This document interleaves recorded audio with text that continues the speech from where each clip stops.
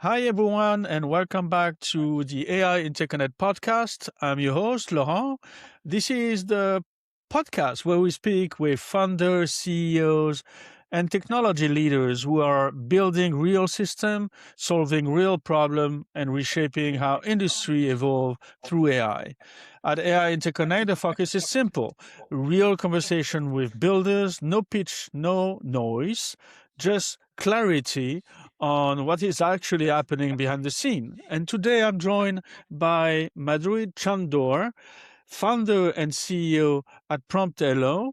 And PromptHalo built real-time security and control system that help companies manage how AI behave once it is live in production. Madhuri, thanks for being here. Very happy to have you on the show. All right. Thank you, Lauren, for having me here. I'm really excited. Wonderful. Wonderful. It's really a pleasure. And let's start with your background, so listeners understand the path that led you here. You come from a strong background in enterprise systems and financial services, which is not an obvious path into building an AI security company. But it actually makes a lot of sense when you look closer. Yeah. And Madhuri, how Yeah. did your experience in enterprise environments and financial systems led you to build ProPILO? Sure. And thank you. You've kind of summarized some of that background, so I can just jump right to the point. So, I've spent most of my career at the intersection of enterprise systems and financial services. And what was common in them is that trust is not optional. Trust is the biggest thing and the most expensive thing that you could lose if something were not right. So, given that, when we were talking about AI modeling, where things stopped becoming, when systems stopped becoming deterministic and they're a lot more probabilistic, the decisions and how the trust can be sustained on those decisions became more apparent. And that became the challenge that kind of drew my attention to. Okay, I start to love it. Perfect. Was there a specific? was there was there a specific moment where you realize existing AI system lacked real control? um, so it's actually a combination of two things. So one was I was listening to news about the latest advancements in AI technologies and everything while I was still working at Capital One. And I was driving my Tesla using full self-driving capability and all that. And when I heard about human level intuition, kind of an innovation that is coming up with AI, it kind of brought me to the reality to think, what if that were to drive my car in the future? Right? What if my car had the intuition and didn't need any kind of control from my end? Would I be able to trust it entirely with me and my family's safety? Right. So that's when it started making me think about, do we have the right kind of guardrails? Right. Even with, simple things like you have multiple parameters at the same time. You have a construction zone, you have pedestrians crossing, and you have another car waiting to go in front of you. You see that the algorithm right now kind of hesitates to decide who goes first, right? And what goal to prioritize at that time. Now, if we were to let it make those decisions entirely autonomously, you want to make sure that it has the right kind of guardrails to ensure it is not doing anything different than what you expect it to do. So that's where it kind of made it very personal for me. Okay, okay. Now I definitely love it, and this is very interesting because um, you are just you're not just improving AI outputs. You are trying to, as you said, trying to control behavior at the system level.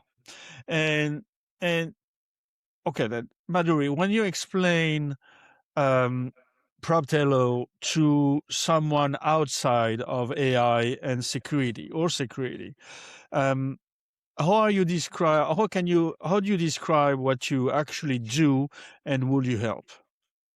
Okay. The way I would describe it is that it's your security layer for your agentic applications that ensures your behavior and decisions for the agents perpetually. And that is how you enforce your policies and build trust. And this is how I would explain it. And if anybody wanted to know more details about how that plays into a use case, I would explain it in the context of agentic commerce and how it can establish trust between entities where the agent and the actions are not owned by the same entity. Okay, awesome. Which type of companies or company understands the value the fastest? Um, this would be um, this would be the companies, startups that require regulated evidence. So regulated industries, so financial services industries or healthcare industries, where they need evidence that their interactions with the customers are per the guardrails and the explainability behind their decisions is intact. So SR 11.7 and things like that, that the financial services industry requires to adhere to. Those would be the kinds of companies that can take immediate benefit from this product. Okay, and and where do clients see the biggest impact once they start using your approach? Once they start using the approach, the way that you can see the benefits is the unblocking and enablement of different use cases that were not possible before. And by that, what I mean is you have scenarios where you are entrusting, you're delegating a lot of high risk decisions to an agent, to actions that are owned by different entities and everything. And unless you are very sure that it is exactly what you expect it to do and nothing more, nothing less on any given day, you wouldn't be able to take a step forward. So this enables a lot of use case innovation, especially in retail commerce, agentic commerce, and things like that. So you're unpacking business cases there. That's one. And the other thing is you would see a reduction in or avoidance in a lot of security vulnerabilities that you hear in the news and things like that. When something goes wrong, it's actually very, very expensive when it comes to brand reputation and things like that. So you would have that confidence that the security has been ensured, the vulnerabilities have been assessed, and the liability of any of that risk is now shifted away from you. Okay, okay, then what's really differentiate ProPILO from traditional AI guardrails or security layers? Yeah. So the biggest difference is the guardrails are talking about the input and output coming into an LLM or coming into a chatbot.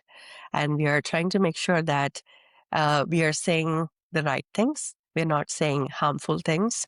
And we are not letting our system be exposed to malicious input that can change the model's behavior and things like that. Right. So a lot of the guardrails are on the um, data front, input-output data front. The difference that we bring is we heavily focus on decision intelligence. And with that, we are looking at if the decision that is coming back from an LLM, if that is the right decision for the context of what the customer is trying to ask for or not, and if the action that the agent is trying to take is the right action or not. Has there been a different course of action or a different course of sequence of steps that were recommended in the past for the same intent, and now we are doing things differently? Then that's a drift that we would like to call out for human intervention. So things like that. So it's heavily focused on the decisions, and we not just focus on one-time assessment, but we are focused on runtime, meaning it happens, the protection is there every time you're exposed to a new scenario, a new intent, a new input from a customer. Oh, yeah. Wow, I love it. Okay, then when you build in a space that is still evolving, you're often solving technical problems while also educating the market at the same time. And Madhuri, right now, what feels like the hardest part of building and scaling ProPILO? I think the hardest part right now is not technology, it's the timing. The timing, I'd say it is the timing because the problem is very real, but not all organizations have realized the risk that is waiting at the new threat surfaces that they've created. And there are a lot of new ways that the AI technology is being implemented. Until last year, we were talking about Gen AI and automation using agentic flows. And this year, we're talking about multi-agents, autonomous decisioning, and even entrusting our purchasing power to agents. So the way that we are using the technology is actually advancing at a very fast rate, but the organizations have not yet started to realize the risk and the urgency of securing them yet. Some are ahead of the others, but some are still trying to figure out, what's happening right now. Let's wait for someone to set the stage, and then we can enter the stage when things are clear. That's Yeah, the kind of timing no, problem. that's right. That's right. A timing problem, and I mean, the bigger difference also could be convincing people the problem exists, Exactly. or proving or your solution works. Exactly. Is that right? Exactly. Exactly. Yeah. Okay. So it's, the analogy that comes to mind is, uh, let's say there is someone is building a house in or they built a house and it's a high crime neighborhood. The statistical data and things like that prove that, there is a possibility of crime, and you have a security system that you want to put in place proactively. Now, if you were to look at it to see, do we have evidence that it actually happened to that house that warrants the need for a security system? Probably not. But do you want to wait until that happens? That is too late for it, right? So that's like you actually exactly said. How do you convince somebody to secure their systems about the imminent risk before the risk actually materializes? Yeah. Yeah, that's a columbrium. Yeah. Across many, across many conversation, I see, I see that companies think AI security is solved at deployment, but your work suggests the real challenge starts after that. Right. from from from your perspective, what is the most important shift happening in AI security today that is still underappreciated? Right. And you nailed it. You know, a lot of times, because that's how the systems have been till now, you define how the behavior is expected to be for an application or a system, and you know that that's how it behaves, unless, you know, there is a, outage, or there is a latency problem, or if there is a systemic incident that you would go and address on a ad hoc kind of a basis. Those are the disasters that you would recover from. But the behavior itself of your applications, you wouldn't expect it to be any different, because the application was using deterministic rules. Once you create the rules, or once you create the application, the business logic and deploy, that is the uh, only thing that gets executed. But with AI applications, that is not enough. Ensuring that things behave during development time is not enough, because once you take it out to production, the way it can be used is something that we haven't realized yet, how users can actually make a model go beyond the guardrails and think that, you know, the input is nowhere near similar to a threat that was identified in the past. That is something that we haven't figured out yet, right? There are assumptions around the patterns with which a threat could come across. And those assumptions get broken once you put it out in production.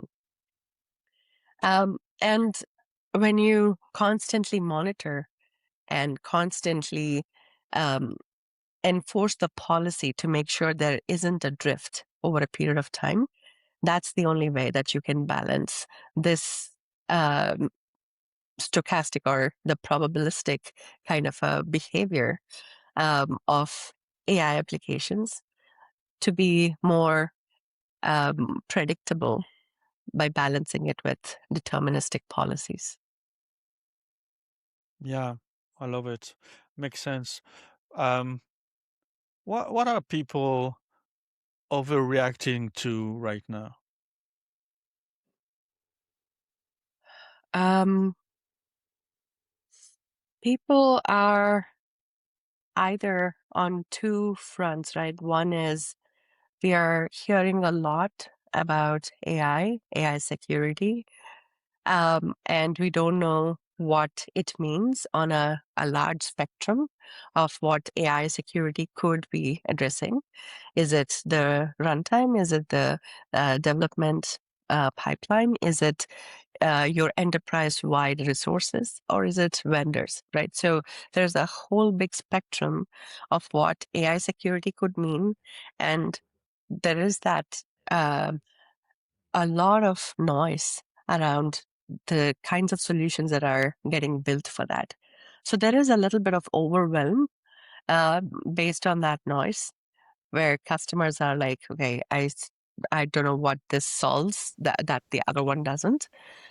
So let me wait for one of the big ones, one of the incumbents, to come up with a holistic solution, and we will adopt it at that time. So that's one kind of a resistance, or one kind of a problem you see. And the other one that we are seeing is um, innovation is AI innovation and experimentation it's still going on. Until last year, the metric was that about 95% of AI application experimentation doesn't make it to production. And organizations have gotten more intentional about those experimentation, looking at it at systems level since then.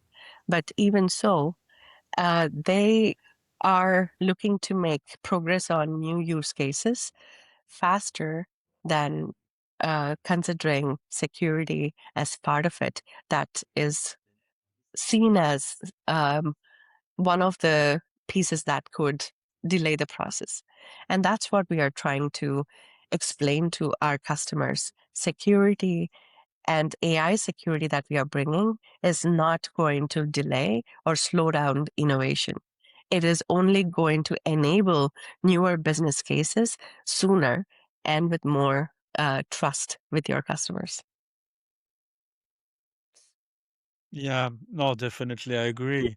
Um, what is what is widely misunderstood about prompt injection and system behavior in production? Yeah. Typically, when you're talking about threat patterns, everyone understands prompt injection, right? And prompt injection, and we are thinking an input could come and use, say, example, reverse psychology to make the model come back and give an answer that is blocked otherwise by a guardrail. But the model behavior can actually be impacted a lot more than just that. It can actually be drifted over a period of time. And I'll give you an example. If someone actually gives an input and says that here is a link to a website, please summarize it for me or something like that, and the application and the model crawls that website to understand it and summarize it, the content on that website now becomes part of that model. So there are scenarios where threat actors actually had malicious code on those web pages and had the model be poisoned with that kind of a logic over a period of time by making the applications read those websites. So Wow. there are many kinds of problems like that that can happen. Model poisoning is one thing. Confidential information that can be leaked, that's another thing. And session information, like how information from one session or one customer could leak into another session or another customer. Things like that. There are many such behaviors that can be impacted by the input that is coming beyond the plain vanilla versions of prompt injection that we know about. Wow, I love the Yes. the po- the the poisoning input of the Yeah. model. Yeah. Wow. we uh, we used to talk about viruses into our system. Right. Now it's poisoning of. Of the Oh, models. that's Yeah. great. Yeah. Okay, then. Okay, then when you are early in a category, Yeah. focus and timing become critical decisions. Yes. Um, Looking ahead, 12 to 18 months, what does success realistically look like for PromptHalo? In 12 to 18 months, we would like PromptHalo to be the trust enforcement layer for all of agentic commerce, the standard to enforce the behaviors across the payments industry. That's where we'd like to see it. And we'd like to have few name brands be part of our customers or the partners to work with to be able to shape this industry together.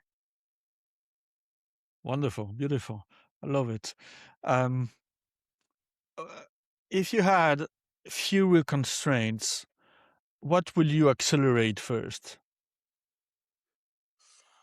If I had fewer constraints, what I would accelerate is um, two things. One, our agentic control panel, that the platform that we are building. There is a lot of research that we have in the roadmap that we want to implement into that platform. And I would love to expedite that and get it out sooner to the market. Um, and the other thing is expediting the sales channel, like any entrepreneur would want. Yeah. Of course. Yeah, Okay, very, very well, very well. yeah. Um, uh, what are you deliberately choosing not to do right now? What I'm deliberately choosing not to do is to have all the check boxes checked compared to our competitors. And we are very intentionally focused on the agent to agent communication and agent to agent trust establishment, and that use case as our niche area with our 100% of attention to it. We believe that's a problem space that hasn't been addressed, and we believe that if the future is going to require that level of the trust enforcement. Yes, great.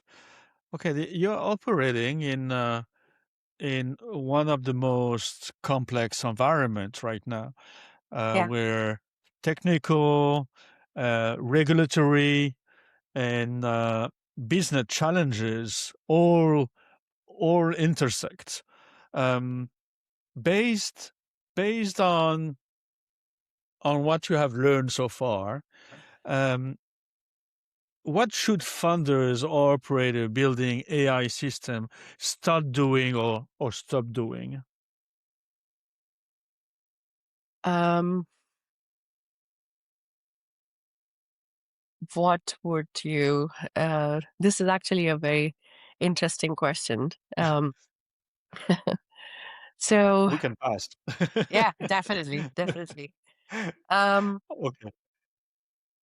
so I think for sure, what we need to stop thinking is making assumptions around the applications, AI applications, very similar to our traditional software. So stop treating AI like the traditional deterministic software, and stop assuming testing equals safety. Code coverage in the past and success rates, bug counts were very high indications of the application behavior in the past. But that is not enough today, because the behavior can change once it goes to production as well, based on the inputs it is getting, based on the algorithms and how the autonomous decisions are making the agents discover new actions or new unprotected resources that could be acted upon. So start doing, I would say, um, having controls around actions and not just inputs. So when we talked about guardrails around inputs and outputs. And what we've been talking about is the decision layer and the behavioral monitoring. So putting controls around the actual decisions and actions is what we need to start doing. And we have to start assuming that our AI system will behave unexpectedly. We have to start with that assumption, and we have to design for failure. So that's what I would say. Yes. Okay. Yeah. Definitely. I love it. Very deep. Yeah. I mean, the Yeah. system can hallucinate Right. many Exactly. times. Yep. um, Exactly. okay. What habit or mindset made the biggest difference for you? For me, the biggest difference is that I'm extremely optimistic. I see that there is a problem, and I see that there are competitors trying to solve that problem. But I'm extremely optimistic that the depth of that problem, one, it is not entirely discovered. So there are angles of that problem that are unsolved, and that we will be able to find a solution to that problem. So it's just a matter of time, not matter of whether we can do it or not. Yeah, I really love that because I'm an optimist too. And what else? I mean, that's the only solution. But you mentioned you are extremely optimistic, and um, that's even better. I love it. Yeah. Thank you. Thank you. To some, I mean, that is something that also gives me the energy to continue persisting through any kind of blockers I see, any kind of new information that can be, discouraging to some. This is the one that keeps me going to keep pushing through. Wonderful, love it. Yeah. What would you tell yourself if you were starting again? What I would tell myself. Or Um, what will you tell your younger self right, if, like, when you started your company? right. So I would say, sorry, don't wait for the market to fully understand the problem. Um, I would say that my job would be to help define what that problem is and to help people understand what it is. Okay. Yes, I love it. I love it. Yeah, This is great. Thank you so much. Thank you so much for joining, Madhuri. Strong insight into your journey, your industry, and the work you are doing at PromptHalo. Um, Thank you for your time. That was great. yeah. Thank you, Laurent. And I want to leave you with one sound bite, and that is trust will be the limiting factor for AI adoption. Yeah, that's right. Trust. That Yep, you started with this your podcast and you finish with that as well. That exactly. makes a lot of sense. It's very powerful. Um, where Thank you. where can where do people can find you uh, or your company and read about your research? Absolutely. So people can find out more about our company on PromptHalo.ai. P as in Peter, ROM, P as in Peter, T as in Tom, Halo, HALO dot AI, PromptHalo.ai. And you can also reach me on LinkedIn. I keep sharing my thoughts. Any research that I find very interesting, I share with everyone. And any architectures that I feel is helpful to everybody, I try to add that educational material there as well. So find me there on LinkedIn. See you soon. Thank Wonderful. Thank you, Madhuri. Thank you. Right. Thank you so much. All right. Thank you, Laurent. Nice talking to you today. Okay. Fantastic. And that's it for today's episode of AI InterConnect. And if you enjoy it, share it with someone who is building the future, or better yet, someone who should be. And until next time, stay curious, stay creative, and keep building. Thank you. See you very soon, Madhuri. Awesome. Thank you, Laurent. Have a great day.